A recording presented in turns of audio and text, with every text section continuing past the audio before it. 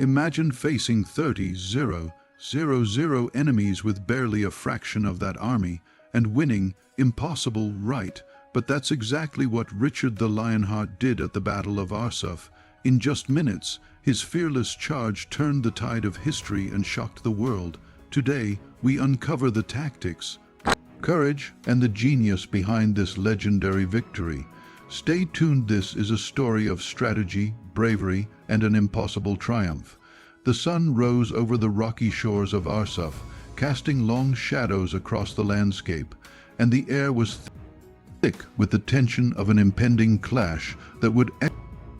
Richard the Lionheart, known for his unyielding courage and strategic brilliance, stood at the forefront of his forces, surveying the vast army of Saladin that stretched across the horizon. 30,000 enemy soldiers were arrayed against him, a seemingly insurmountable number, and yet there was no fear in his eyes, only a calculated calm that inspired every knight and soldier in his command. Every foot of terrain between the two armies became a stage for an epic confrontation, a test not only of military skill, but of sheer willpower and leadership under pressure. The Crusader army, though significantly smaller, was disciplined, trained, and unified under Richard's authority, and their morale depended entirely on his presence, his decisions, and the aura of invincibility he projected. The men looked to him as if he were the embodiment of courage itself, a living force that could transform despair into hope, fear into audacity, and a hopeless battle into a defining victory. As the enemy drew closer, the air was filled with the ominous sounds of preparation. The clanking of armor, the rustling of banners, the murmurs of prayers, and the restless movements of horses and soldiers who knew that what awaited them would test the limits of endurance and resolve. Every eye in Richard's army watched him, waiting for the signal, for the spark that would ignite the moment when courage would meet strategy in the perfect, terrifying combination of battle. Richard had studied the enemy carefully, analyzing not only their numbers but their formations, their likely movements, and their psychology.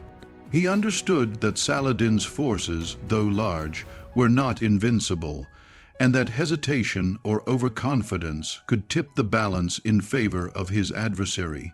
Yet, he also knew that his own troops could not rely solely on numbers or brute strength.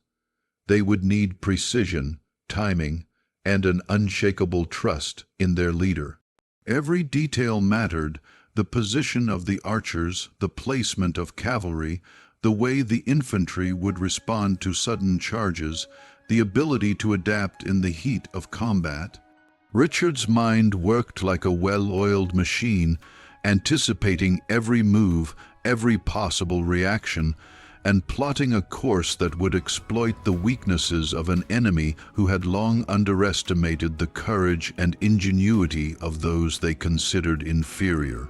The landscape itself added to the complexity: the narrow coastal terrain, the hills, and the patches of forest provided both opportunities and obstacles, shaping the ways in which both armies could maneuver.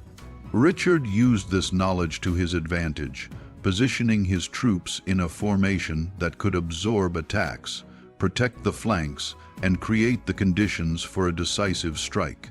His knights were ready, their lances poised, their swords sharp, their resolve unbreakable. They had trained for months, anticipating this very moment, and yet the weight of history pressed down upon them, reminding them that few had ever faced such overwhelming odds and lived to tell the tale. And still, Richard's calm presence created a ripple of confidence, a silent but powerful force that spread through the ranks, knitting together fear and anticipation into a single, focused energy that would soon be unleashed on an unsuspecting enemy. As the enemy approached, the tension grew palpable. Dust rose from the marching troops, mingling with the salty sea air, creating a haze that blurred the distance and added to the surreal quality of the confrontation. Every man in Richard's army felt the weight of responsibility, the awareness that history was watching, that their actions in the next few moments could define not only their own fates but the fate of kingdoms and the course of the Crusades themselves. Yet, despite the odds, there was no despair, only a sense of readiness, of anticipation, of a controlled fury that could only come from absolute trust in a leader who had already demonstrated his brilliance and fearlessness countless times before. Richard knew that hesitation could be deadly. A single misstep, a moment of doubt, could unravel the entire formation, giving Saladin's overwhelming numbers the chance to crush them. But he also knew that boldness could be equally deadly to the enemy, that a sudden, unexpected strike, perfectly timed and executed, could turn the tide of battle before the opposing army had a chance to react. The men felt this undercurrent of strategy, sensing in their leader's demeanor the promise of action, the certainty that they were about to witness a display of military genius that would be remembered for centuries. Horses snorted and pawed at the ground, banners fluttered in the morning breeze, and the rhythmic beating of drums and clanging of weapons created a symphony of impending conflict. In this moment, every detail mattered, every glance, every command, every footstep of the approaching enemy. Richard's eyes scanned the battlefield, noting the arrangement of enemy archers, the placement of cavalry, the spaces between formations, and the morale of his own men. He communicated silently through gestures and positioning, instilling discipline, focus, and readiness into the hearts of his soldiers. There was no room for error, no time for second guessing. The confrontation was inevitable, and only those who were prepared would survive the maelstrom of violence to come.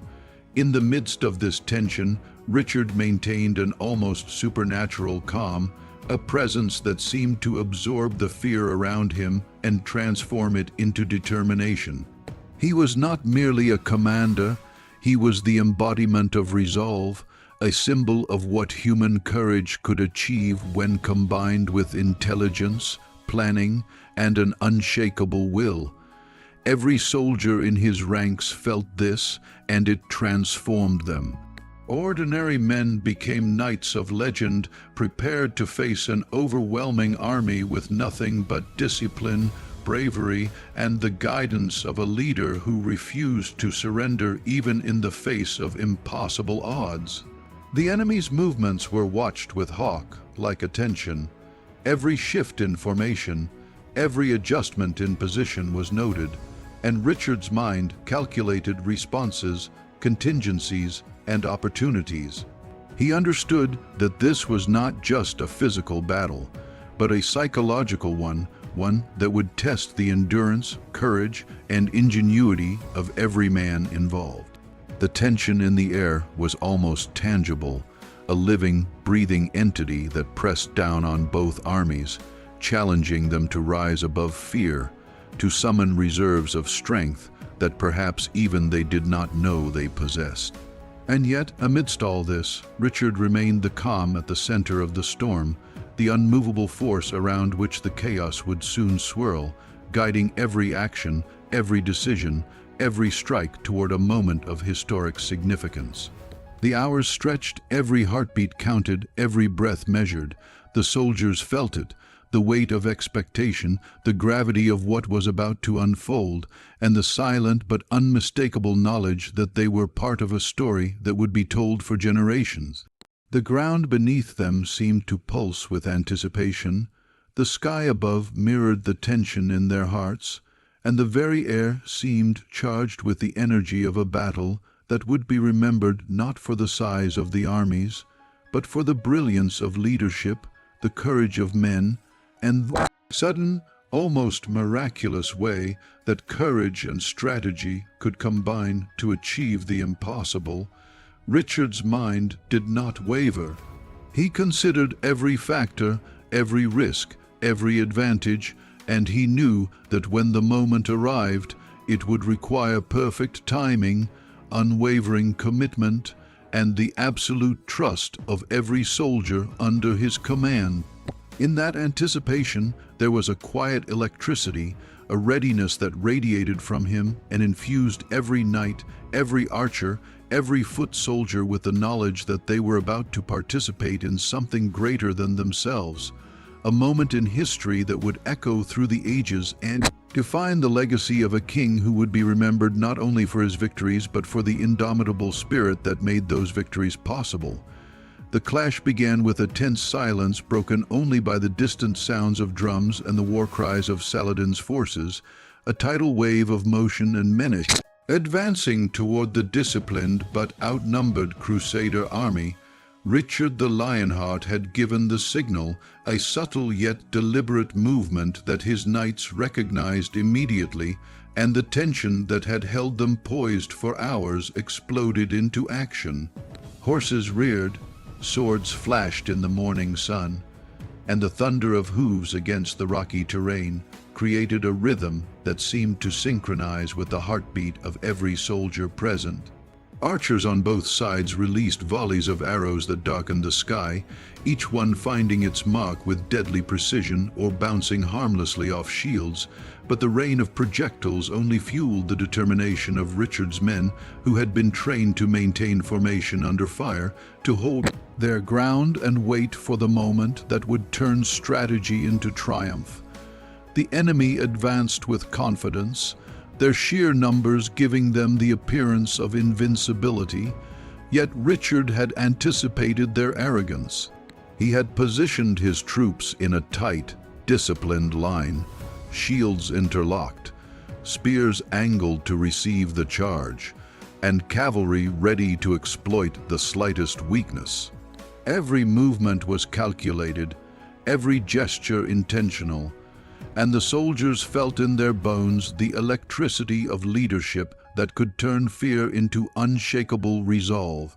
As Saladin's forces closed in, Richard's knights waited patiently, absorbing the pressure, bracing against the force that threatened to crush them, yet maintaining a posture that spoke of unyielding defiance. Then, at precisely the right moment, Richard gave the order, a subtle but unmistakable command that sent his cavalry surging forward like a living battering ram, a disciplined tide of steel and fury that struck the enemy at the most vulnerable point of their formation. The impact was instantaneous and devastating. Horses collided with soldiers, lances shattered, and the front lines of Saladin's army reeled under the sudden, unstoppable momentum of Richard's charge. It was not merely a physical strike, but a psychological one, a shock that shattered the confidence of those who had believed that numbers alone guaranteed victory. In the chaos, knights on both sides engaged in fierce combat, the clash of swords ringing out across the battlefield, the air filled with the screams of men and the neighing of terrified horses. Richard moved among his troops, a figure of unstoppable energy, inspiring his men with presence alone, cutting down enemy leaders, rallying his soldiers at every point where hesitation threatened to creep in, and maintaining the discipline necessary to transform chaos into a coherent, deadly force. The battle unfolded in a series of rapid, decisive encounters. Every maneuver by Saladin was met with a counter move by Richard. Every attempt to flank or overwhelm the Crusader army was anticipated and neutralized with precision. The knights pressed forward, creating breaches in the enemy's lines, while infantry held firm, protecting their flanks and exploiting openings that the cavalry created. Arrows and javelins flew through the air in both directions, yet the disciplined formation of Richard's army absorbed the assault, the overlapping shields and interlocking spears forming a defensive bulwark that few enemies could penetrate. As the battle raged, the brilliance of Richard's tactics became evident. He did not seek merely to clash with the enemy, but to control the tempo of the engagement, to force Saladin into reactive movements, to dictate the rhythm of the fight, and turn every numerical disadvantage into a psychological advantage. By timing his charges perfectly, by striking where the enemy least expected, and by maintaining cohesion in the face of overwhelming numbers, he transformed what could have been a rout into a series of calculated, devastating blows that slowly but surely shifted the balance of power. The men of Saladin, despite their size and strength, began to falter under the relentless pressure. Leaders fell, formations broke, and the chaos of the battlefield swallowed those who hesitated, leaving survivors to witness the momentum swinging irrevocably in favor of Richard's smaller but more disciplined force. The noise, the movement, and the sheer ferocity of combat created a surreal environment in which only instinct, training, and leadership could guide a soldier. Richard's presence was like a beacon, cutting through the smoke and confusion, providing a focal point of courage and strategy that allowed his men to act decisively even amid the storm of battle. Horses and men moved as one, lances impaled enemies, swords struck with deadly precision, and every charge pushed the lines of Saladin's army further back, breaking their cohesion, sapping their morale, and creating openings that were exploited without hesitation. The interplay between offense and defense, attack and counterattack, created a dynamic battlefield in which the outcome seemed uncertain at every moment. Yet Richard's vision and control ensured that uncertainty always favored him. Every retreat by the enemy became an opportunity, every pause a chance to press the advantage, and Richard's understanding of timing and human psychology allowed him to orchestrate the chaos into a symphony of decisive action. Cavalry units circled, enveloped, and isolated pockets of resistance, while infantry moved to secure flanks and maintain communication lines, ensuring that the army operated as a cohesive unit despite the intensity of combat. The bravery of the knights was matched by the precision of their execution, and under Richard's leadership, they became more than soldiers. They became an unstoppable instrument of strategic genius, each man a component of a carefully calculated mechanism designed to overcome impossible odds. In the thick of the fight, Richard himself engaged directly, demonstrating personal valor that inspired his men and intimidated his enemies. Every swing of his sword, every charge he led, and every command he issued carried the weight of authority and the certainty of experience. The men followed him with absolute trust, knowing that the outcome depended as much on their leader's insight as on their own strength. The battle continued with relentless intensity, hours seeming like minutes as the ebb and flow of engagement created a blur of motion, sound, and violence. Yet Richard's careful orchestration never wavered. He adapted to the enemy's movements, exploited weaknesses as they appeared, and maintained the cohesion of his forces even as fatigue and fear threatened to overwhelm lesser men. The smaller Crusader army under his command became a machine of war, disciplined, focused, and deadly. Every push forward created psychological strain for the enemy. Every counter-attack, every perfectly timed charge reinforced the narrative of inevitable victory. Saladin's forces, despite their larger numbers, began to experience confusion and disorder, their morale weakening as the realization grew that courage, discipline, and superior leadership could outweigh mere numerical advantage. The battlefield became a theater of genius, where strategy, timing, and human determination intertwined to create a spectacle that would be remembered for centuries. Richard's ability to read the battle, to anticipate moves before they were made, and to respond with speed and precision ensured that his forces were always one step ahead, always able to exploit openings, and always capable of turning defensive positions into opportunities for decisive action. As the day progressed, the momentum increasingly favored the Crusaders. The enemy lines fractured in multiple places, attempts to regroup failed, and Richard's relentless pressure prevented any coherent counter-attack. Knights and infantry alike pushed forward, exploiting the confusion, securing key positions, and maintaining the initiative in a battle that could easily have turned disastrous for the smaller force.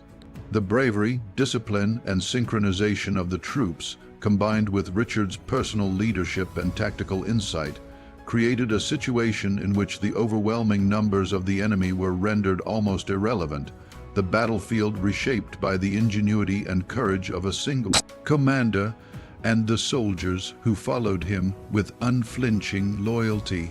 Every maneuver, every charge, every coordinated strike contributed to a momentum that built steadily, crushing resistance, demoralizing the enemy, and demonstrating in the most vivid fashion that in war, strategy and leadership often outweigh mere numbers, and that courage under fire can transform the impossible into reality. In the end, the impossible became reality. Against overwhelming odds, Richard the Lionheart had transformed courage into strategy, fear into action, and chaos into triumph. 30,000 enemies could not crush the spirit of a leader whose mind was as sharp as his sword, nor could sheer numbers overcome the unity, discipline, and unwavering resolve of men inspired by greatness. The Battle of Arsuf was not merely a victory on the field, it was a testament to the power of leadership, preparation, and relentless courage. It showed that history is written not by the size of armies, but by the audacity of those willing to act decisively when the world expects them to fail. Richard's triumph reverberated far beyond the battlefield, echoing through time as a symbol of human potential, a reminder that even the most impossible odds can be overcome when skill, strategy, and unbreakable will collide. The story of Arsuf stands as an eternal lesson that true greatness is forged in moments of immense pressure, and that one person's courage can turn the tide of history, leaving a legacy that no force, however vast, can erase.